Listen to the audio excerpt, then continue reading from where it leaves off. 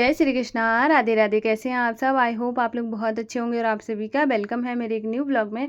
तो अभी बस सुबह की एक खूबसूरत सी शुरुआत हो गई है और मैं अभी यहाँ पर है ना सारा काम ख़त्म करने के बाद आ गई हूँ। तो मैं यहाँ पे नाम जाप करूँगी और हमारी एक सखी का कमेंट था कि नाम जाप कैसे करते हैं। आप जिस भी भगवान जी को मानते हो, जो भी आपके आराध्य हैं, उनका नाम लेना। जैसे कि मैं राधा कृष्ण को मानती हूँ तो मैं राधा नाम का जाप करती हूँ। इसलिए राधा नाम का जाप करती हूँ क्योंकि उससे कृष्ण भगवान बहुत ज़्यादा खुश हो जाते हैं, क्योंकि उनकी राधा का हम नाम ले रहे होते हैं। तो मैं राधा रानी का नाम लेती हूँ। राधा रानी को भी मैं उतना ही प्रेम करती हूँ, उतना ही मानती हूँ जितना कि मैं कृष्ण भगवान को मानती हूँ। ठीक है, तो ऐसे करके आप भी जिस भी भगवान जी को मानते हो उनका नाम जाप करें। नाम जाप का मतलब होता है कि पूरी श्रद्धा से अपने आप को समर्पित कर देना उनके लिए, और एक भरोसा जगाना अपने अंदर कि भगवान से बढ़कर कोई नहीं है और हमेशा वो हमारे साथ हैं। तो जब आप नाम जाप करते हो तो आपका ये भरोसा बहुत ज़्यादा बिल्डअप होने लगता है और आप कभी भी है ना लाइफ में आपको अकेलापन नहीं लगेगा। आपको ऐसे नहीं लगेगा कि मैं कभी हार जाऊंगी। आप हर चीज़ में पॉजिटिविटी ढूंढोगे, आपके अंदर की जो निगेटिविटी है वो निकल जाएगी। आप एक प्योर इंसान बन के निकलोगे। नाम जाप में बहुत ज़्यादा ताकत है, तो आप करके देखिएगा। ऐसा नहीं है कि आपने आज किया और उस फिर छोड़ दिया। बाई चांस की बात अलग होती है, घर गृहस्थी में आप एक दो दिन छूट जाए या फिर है ना मुंह से नाम ले सकते हो, मन में आप एक विश्वास रख सकते हो। लेकिन हाँ, ऐसा नहीं है कि आपने शौक शौक में किया और उसके बाद छोड़ दिया। आप जब रेगुलर करते हो तब आपको उसका इफेक्ट दिखना शुरू हो जाता है। तो आप ऐसे नाम जाप कर सकते हो। अभी मैं यहाँ पे वैसे तो देखो गुरुवार है, गुरुवार को मैं कोई सफाई नहीं करती हूँ, लेकिन अब कल है फेस्टिवल और सब लोग आएंगे तो फिर मैंने सोचा कि अच्छा नहीं लगेगा कि अभी है ना कई दिनों से कुछ भी नहीं किया था, तो फिर इस वजह से मैंने सोचा थोड़ा थोड़ा करके थोड़ा क्लीन कर देती। तो मैंने अपना बेडरूम को थोड़ा, ये ड्रेसिंग जैसे कि ड्रेसिंग मैंने वाइट कलर की है तो थोड़ा गंदी जल्दी हो जाती है, तो फिर मैंने इसको थोड़ा सा साफ़ कर दिया। ऐसा कोई डीप क्लीन वाली सफाई नहीं करी है, तो मैंने वैसे ही हल्का हल्का साफ़ कर लिया है और थोड़ा साफ़ हो जाता है। बेडशीट वगैरह सब पूरे घर की चेंज करी, पूजा वाले की छोड़ के। वो तो मैं कल ही करूँगी, और कल नहीं सॉरी परसों ही करूँगी अब, क्योंकि परसों से ही मैं पूजा करूँगी। तो फिर इस वजह से कल का जो रक्षाबंधन का जो भी रहेगा वो हस्बैंड आके करेंगे। कल हस्बैंड भी आएंगे और कल भाभी भी जा रही हैं। बहुत सारे लोगों का कमेंट रहता है कि आपके घर में परिवार में आप है ना मतलब जॉइंट में रहते हो फिर भी दिखते नहीं है। कभी कभार तो दिखना चाहिए। सकी जब मैं दिखा ही नहीं रही हूँ तो कैसे दिखेंगे। मैं आपको एक ना सबसे अच्छी बात बताती हूँ। जैसे कि मैं अगर ब्लॉग कर रही हूँ और सामने वाला कंफर्टेबल नहीं है तो मैं बिल्कुल भी, मैं उससे ज़्यादा कंफर्टेबल नहीं हूँ उनको दिखाने में। ठीक है, पहली बात तो ये हो जाती है। दूसरी बात है, जब उनका सब लोगों का मन होगा आने का तब मैं खुद से ले लिया करूँगी। जब भी अभी किसी का मन नहीं है तो मैं कैसे ज़बरदस्ती करके ब्लॉग में लाऊँ। ठीक है, तो फिर वो अच्छा नहीं लगता है ना। और दूसरी बात है, ये वाला जो प्रोफेशन है इसको हर कोई सीरियस ले ये भी ज़रूरी नहीं है। ठीक है, तो हर किसी का अपना पॉइंट ऑफ व्यू है। मैं किसी की इस चीज़ को बिल्कुल भी नहीं मानती हूँ कि मतलब कोई मेरा ज़रूरी है कि सामने वाला मेरी सारे जो मैं काम कर रही हूँ उसको उतना ही इंपॉर्टेंस दे जितना बाहर लोग जॉब करते हैं, जो कि हाउस वाइफ बाहर भी जा रही होती है जॉब करने के लिए, सेम रहे। मैं बिल्कुल भी नहीं, सबका अपना अपना ओपिनियन होता है, मैं उसका रिस्पेक्ट करती हूँ। तो इस वजह से मैं बिल्कुल भी फोर्स नहीं करती हूँ कि मेरे ब्लॉग में कोई आए। जैसे कृष्णा दिख जाता है, मेरा देवर दिख जाता है, हस्बैंड दिख जाते हैं। ठीक है, तो और बाकी लोग नहीं दिखते हैं तो कोई बात नहीं है। अब मैं तो दिख रही हूँ ना, मेरा माधव तो दिख रहा है, तो इतना क्यों परेशान हो रही हो।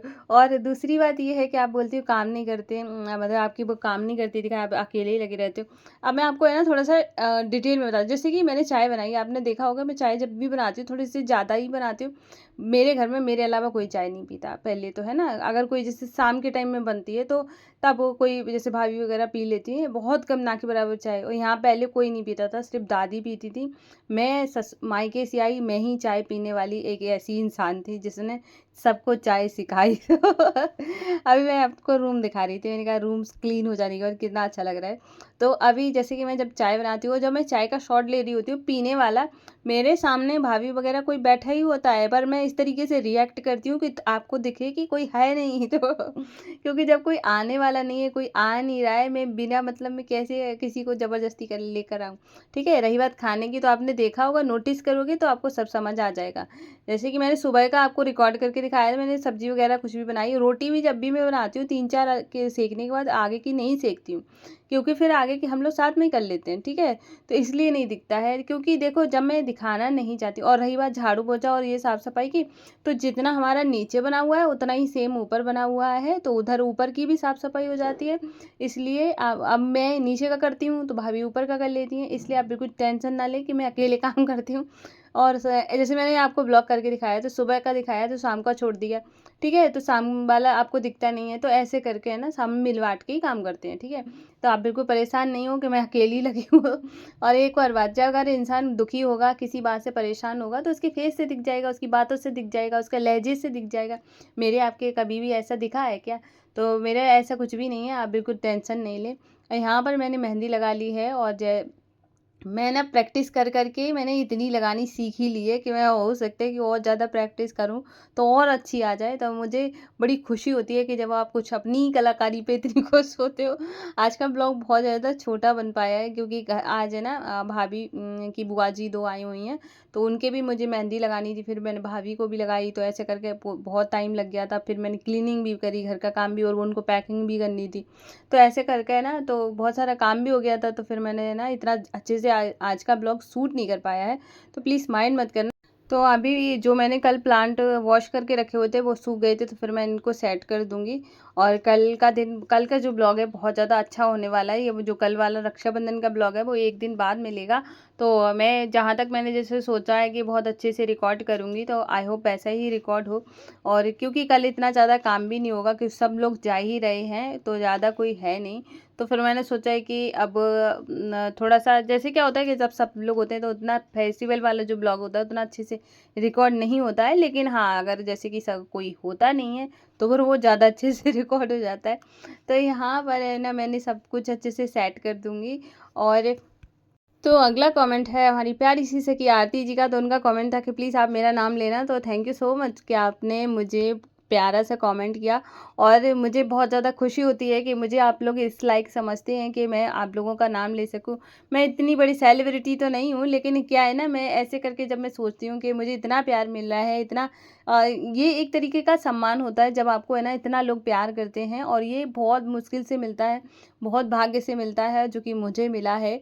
तो मुझे है ना, सच बता रही हूँ, इतना ज़्यादा खुशी होती है, इतनी खुशी होती है। भगवान आपको हमेशा खुश रखे, आप सभी को हमेशा खुश रखे। और ऐसे ही आप लोगों का प्यार सपोर्ट है जो कि मैं इतने अच्छे से काम कर पाती हूँ, इतने अच्छे से आप लोगों के साथ रिएक्ट कर पाती हूँ, तो मुझे बहुत ज़्यादा खुशी मिलती है। भगवान की असीम कृपा है मेरे ऊपर कि आप जैसी प्यारी प्यारी मेरी सखियाँ हैं। Thank you so much. तो अगला कमेंट है हमारी प्यारी सी सखी शिवांगी शर्मा जी का। तो बहुत प्यारा सा कमेंट किया है कि क्या बताऊँ, इतनी खुशी हुई पढ़ के। थैंक यू सो मच बहना, बहुत मतलब मुझे बहुत ज़्यादा खुशी हो रही है। उनका कमेंट है कि माधव वासु का, बहुत लंबा कमेंट है, मैं शॉर्ट में बता रही हूँ। तो उनका जो उन्होंने बोला है कि मैं माधव वासु को ना देख के मुझे ऐसे लगता है कि मेरे साथ खेल रहे हैं, मेरे साथ लीला कर रहे हैं। और जब मैं परेशान होती हूँ तो ऐसे लगता है कि मतलब मुझे मतलब वो होता है ना कि जब आप देखते हो तो वो एक अलग सा फील आता है। तो उनको बहुत ज़्यादा अच्छा लगता है मेरे माधव वासु के दर्शन करके। मेरे क्या, आपके भी माधव वासु हैं।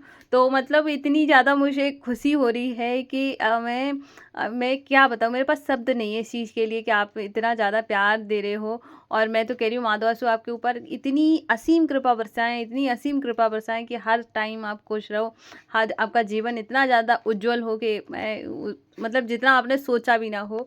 तो जैसे मेरे साथ हमेशा वो खड़े हैं, हमेशा मेरी मदद करी है, हमेशा मुझे वो साहस देते हैं हर चीज़ के लिए, वैसे ही आपके साथ हमेशा खड़े रहें। तो मतलब मेरी यही प्रभु से मतलब प्रार्थना है। और इतना आपको प्यार मिल रहा है, बहुत मुझे जान के खुशी हो रही है कि मतलब वीडियो के थ्रू ही वो आपको इतना ज़्यादा मतलब प्यार दे रहे हैं। मुझे बहुत ज़्यादा अच्छा लग रहा है। और देखो क्या होता है कि हम कहीं जाते हैं, एक मूर्ति होती है, ठीक है, जब मंदिर में जाते हैं, लेकिन हमारी उससे आस्था जुड़ी होती है, ठीक है, दूर से ही हम तो देखते हैं ना, लेकिन हमारी आस्था जुड़ी होती है। वैसे ही चाहे हम फ़ोन से देखें, चाहे कैसे भी देखें, जब आपको किसी से लगाव हो जाता है, वो एक अलग ही तरह का होता है। और जो आपको है, मुझे तो अब मैं इस ब्लॉग को यहीं एंड कर रही हूँ। अगर आप लोगों को मेरा ब्लॉग पसंद आया हो तो प्लीज़ वीडियो को लाइक कर देना, और अगर आप लोग न्यू हैं तो चैनल को ज़रूर सब्सक्राइब करिएगा, अपनी फ्रेंड्स फैमिली में भी शेयर कर देना। मैं कल फिर मिलूँगी। राधे राधे, जय श्री कृष्णा, हर हर महादेव।